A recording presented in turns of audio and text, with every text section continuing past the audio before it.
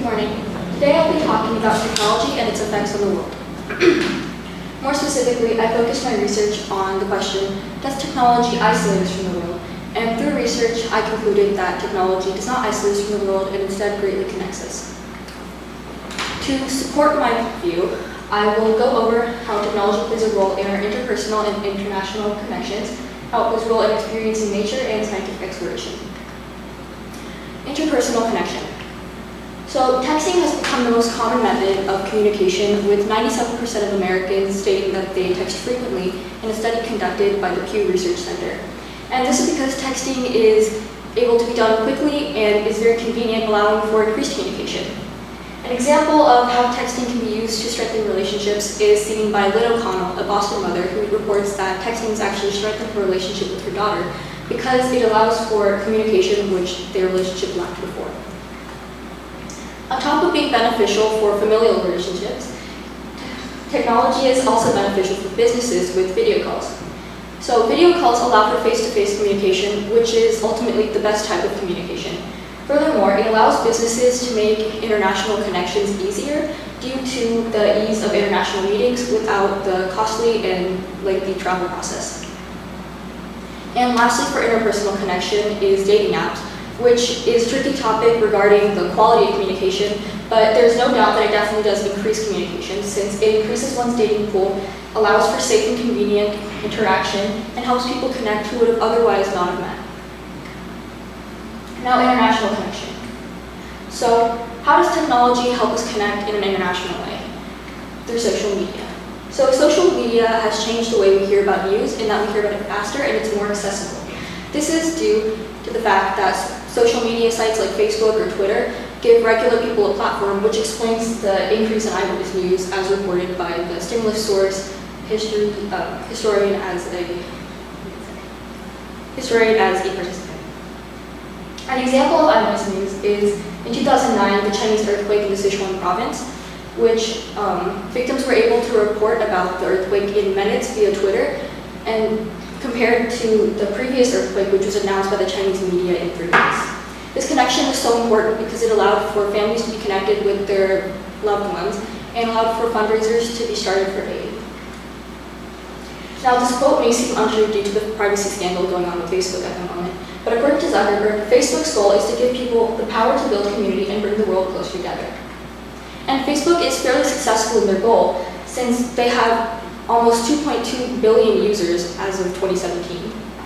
Because of their numerous amount of users, they are able to bring people of different backgrounds together. An example of this is in its use to form an international audience for Korean pop bands or K-pop. So K-pop is very prominent in Korea, which explains its Korean audience. But what about its American audience? K-pop is nowhere to be seen in our mainstream media. But there are a number of people who enjoy K-pop in the US.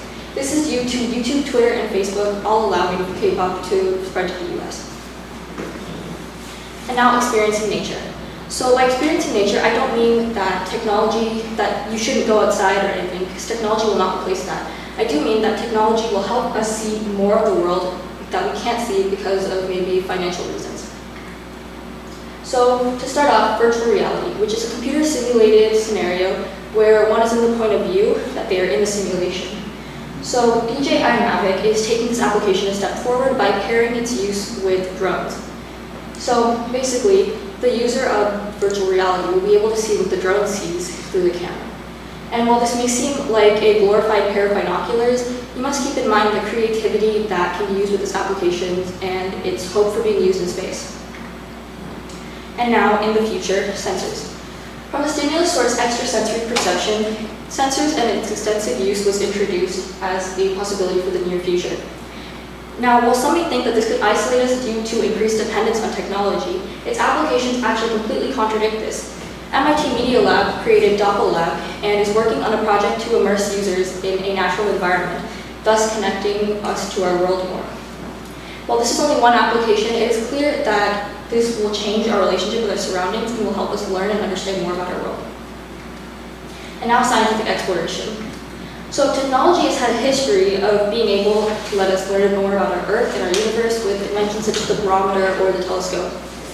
A modern day use of technology in scientific discovery is mentioned in the stimulus source olfactory perception, and how Richard Axel and other scientists try to determine how the brain knows what we smell. There's no data. There is no data. They wouldn't have been able to collect any data without the laser scanning tube photon microscope, and their data is very important since it allows us to learn more about ourselves and other organisms. And now with these benefits comes some health limitations. So the first one being myopia. With the increased use of technology, we have seen a surge in myopia. For example, in China, there has been an increase of the population with myopia from 20% to 90% in 60 years. Myopia or nearsightedness is a condition where one can't see things near them, and faraway objects appear blurry. And this is due to an abnormal eye shape, which is either genetically caused or can be gained through life by increased myopic behaviors such as looking at your phone. And while treatment is very easy and it's known with glasses and corrective lenses, but this is concerning because myopia is connected to degenerative eye diseases such as detachment, glaucoma, and cataracts. And now depersonalization. Depersonalization is a detriment brought up by the sensor technology, since the sensor technology promises to offer a real experience for users. Depersonalization is a disorder where one feels detached from themselves, or like they're watching themselves living instead of actually living. So this sensor technology may cause a disconnect in reality, thus worsening one's condition or increasing the likelihood. Now, while these problems are not solvable in the near future, they can be prevented through healthy use of technology to discourage myopic behaviors and increase focus on mental illness to hopefully advance and learn how to effectively treat depersonalization.